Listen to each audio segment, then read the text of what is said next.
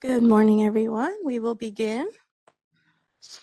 I am Christian Lada, Chair of the Committee for Professional Conduct, and let's begin our November 22nd, 2024 Committee on Professional Conduct meeting. The CBA has provided the opportunity for the public to participate via the WebEx platform. When we take public comments, we will begin by taking public comment from those individuals attending the meeting at the Sacramento location. I will then ask the moderator to open up lines for public comment. You will be allotted up to 5 minutes for public comment. Ms. Reed, please establish a quorum. Doug Aguilera. Present. Nancy Corrigan. Present. Dan Jacobson. Here. Christian Lotta. Present. Teresa Thompson. Present. And Yen Tu. Here. We have a quorum. Thank you, Ms. Reed.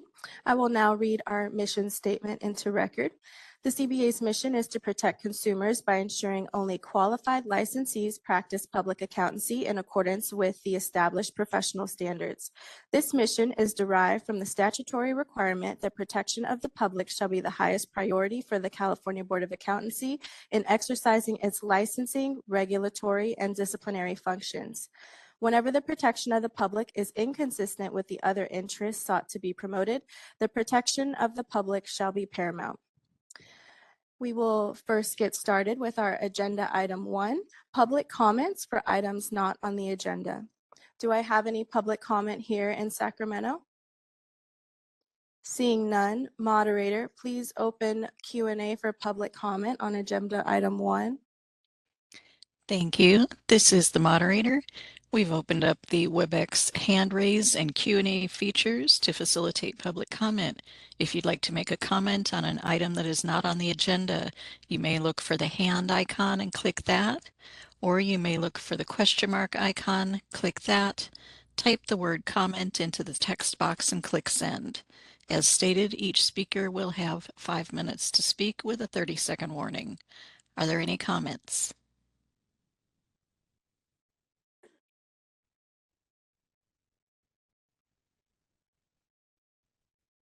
I do not see any request for comment. Shall I close that feature?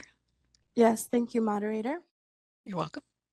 Continuing on to agenda item 2, approve minutes of the July 25th, 2024 Committee on Professional Conduct meeting.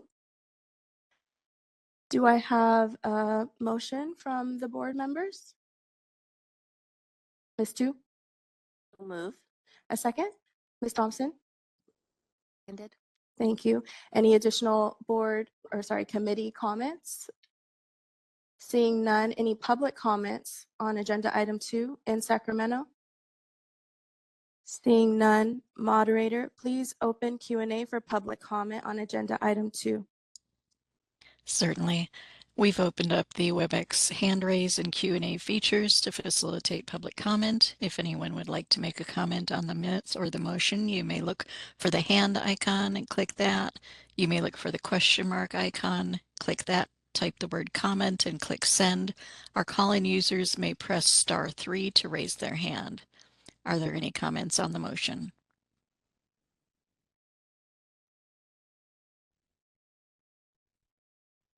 I do not see any requests for comment. Shall I close those features?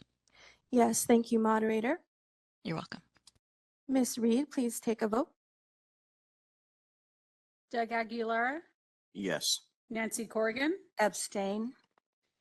Dan Jacobson. Yes. Christian Lotta. Yes. Teresa Thompson. Yes. And Yen Tu. Yes. The motion carries. Thank you, Ms. Reed.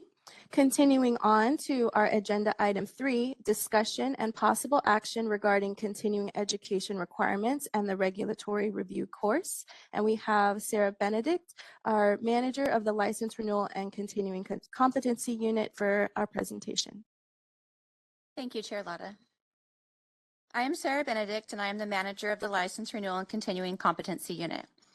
The purpose of this agenda item is to provide the CPC and CBA with an opportunity to discuss potential ideas and concepts for future policy changes related to continuing education requirements, including the requirement to complete a CBA-approved regulatory review course. At the March 2024 CBA meeting, President Rosenbaum appointed CBA members Doug Aguilera, CPA, and Patricia Batchelor, CPA, to work closely with staff as a continuing education work group to develop proposed regulatory language.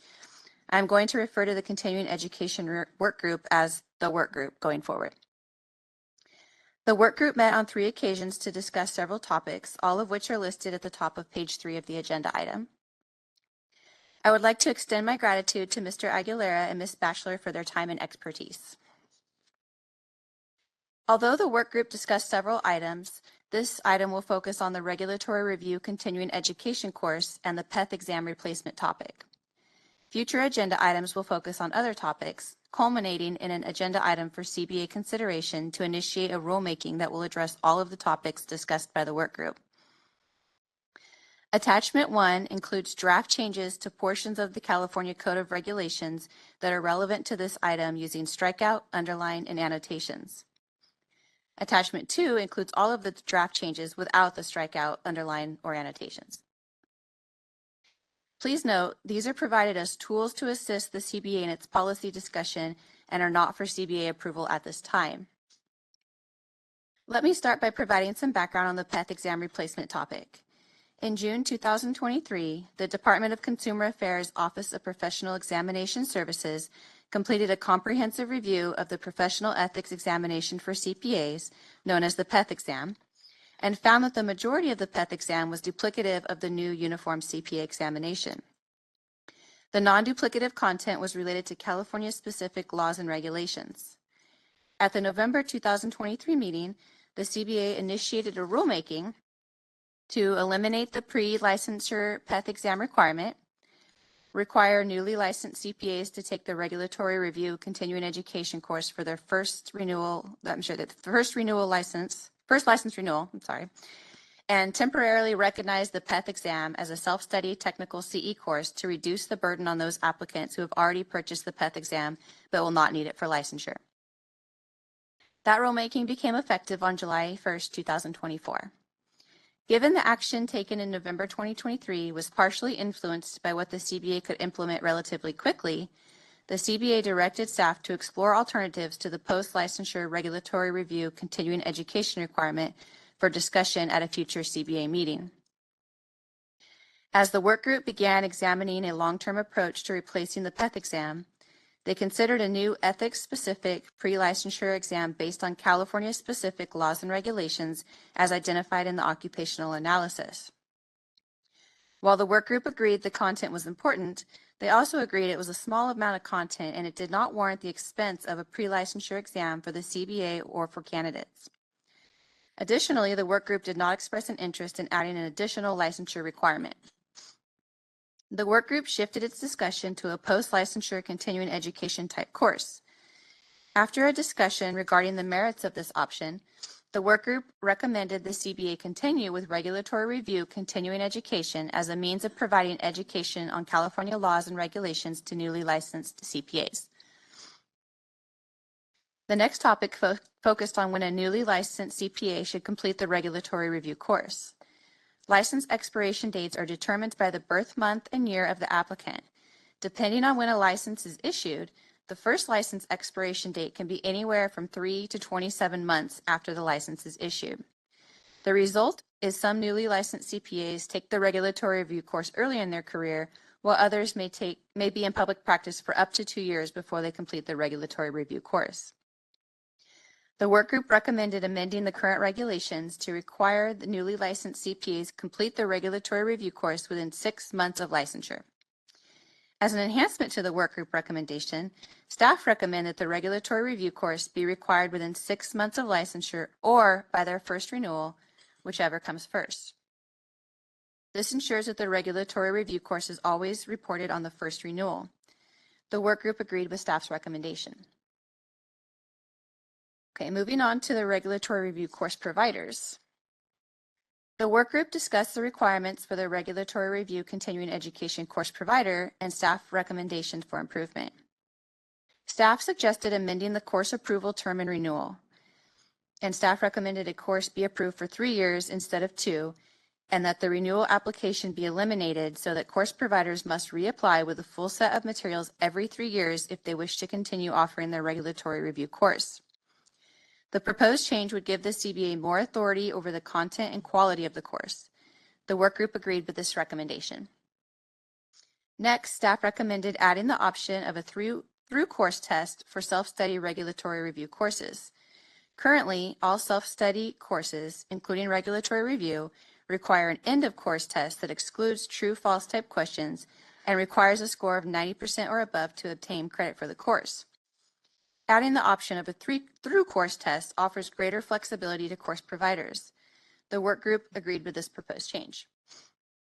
Staff recommended adding a new requirement that the course contain a review of the CE requirements and current methods for renewing a license in active status.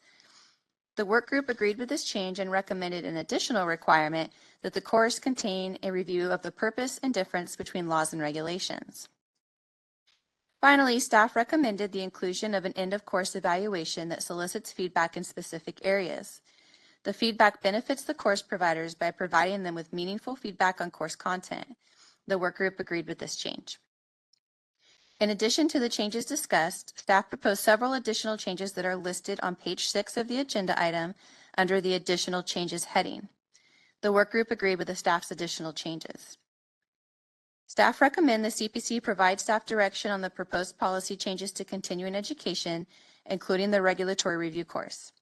Staff will take the feedback given by CPC and update the draft regulatory language as necessary. That concludes my presentation. I will now turn it back over to Chair Lotta, and I'm happy to answer any member questions. Thank you, Ms. Benedict. Do we have any questions or comments from our committee members? Mr. Aguilera. Thank you for all your hard work. After being volunteered to the subcommittee, I found it to be quite pleasant, and you guys make it very easy to participate and provide feedback. There are a couple of things. I have one question, and then I'll start with a comment though. Thank you for removing the California Accountancy Act and Board of Accountancy regulations. I always get really confused. The Business and Professions Code and the California Code of I've forgotten it. The California. Thank you. And so eliminating these two sort of extra definitions that sort of include or somehow overlap is very helpful for me. So I think that's a great change. And then on the survey that we're going to ask the providers to include, which I think is a great idea, and I think that will get them valuable feedback. I just want to make sure that it won't be a requirement for the licensee to complete it, right? Some courses you do have to complete it in order to get the continuing education. Okay, I see it not. I don't believe that was our intention. Yeah, I didn't think it was, but it's not explicitly written. I don't know that it needs to be, but I just wanted to make sure. Thank you. Thanks for all your hard work. Ms. Corrigan. Yes, thank you, Chair Lotta. I was particularly pleased at staff's recommendation to add descriptions and methods for renewing license in, in an active status, because we know that we have so much confusion with all the different fines, penalties, and everything else with renewals. I thought that was excellent. And also how the working group wanted to add, of course, the review of the purpose and difference between laws and regulations, which is so easy for all of us to get confused. Anyway, good piece of work, and I encourage that we just continue along these lines. Thank you.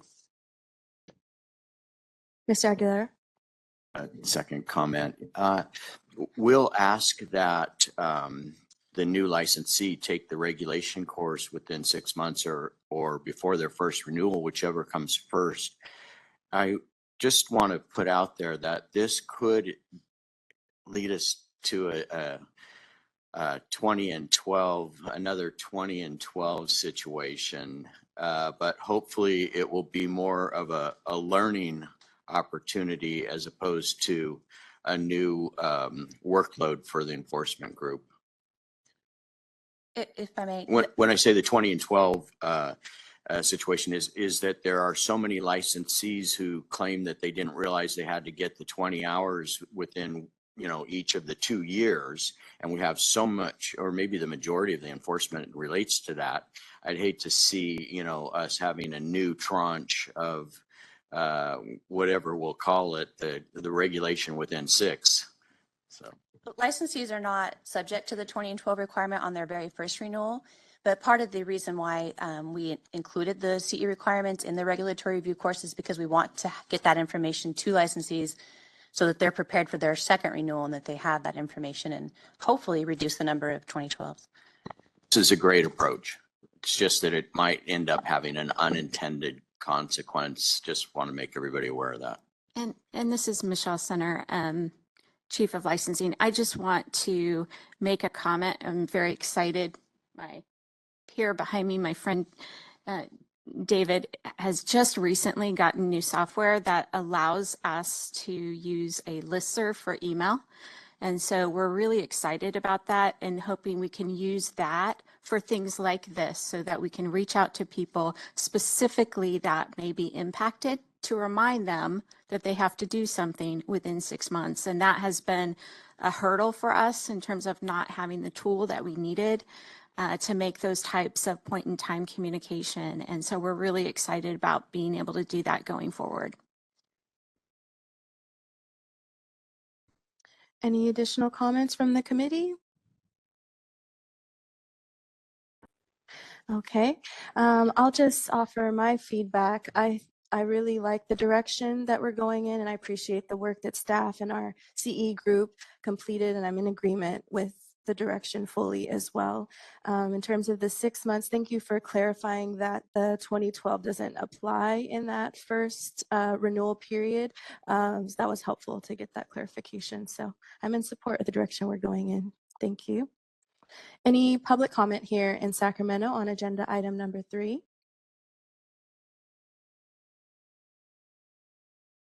Mr. Fox, please proceed. Jason Fox with the California Society of CPAs. I thought it'd be just helpful to provide a bit of a professional perspective and also from a provider standpoint with their education foundation.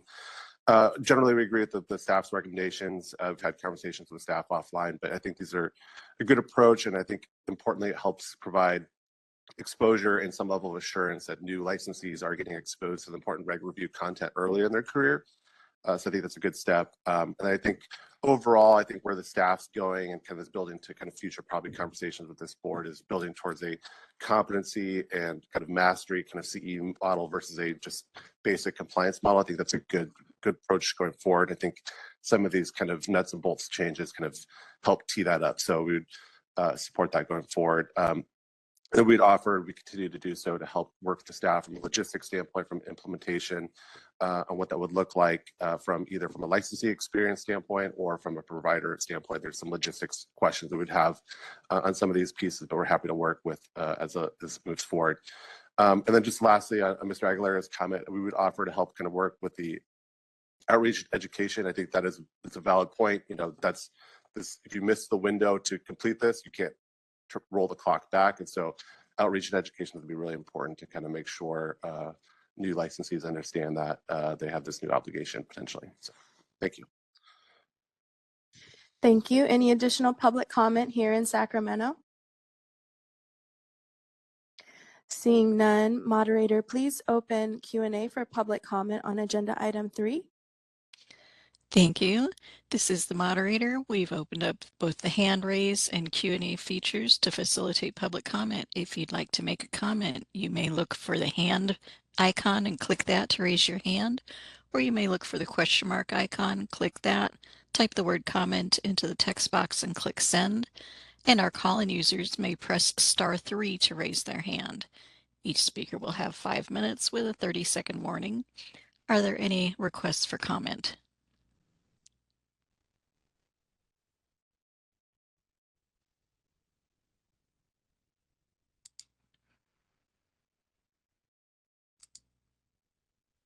I do not see any requests for comment. Shall I close those features? Yes, please. Thank you. You're welcome. All right, so that adjourns our Committee for Professional Conduct meeting this morning. Thank you.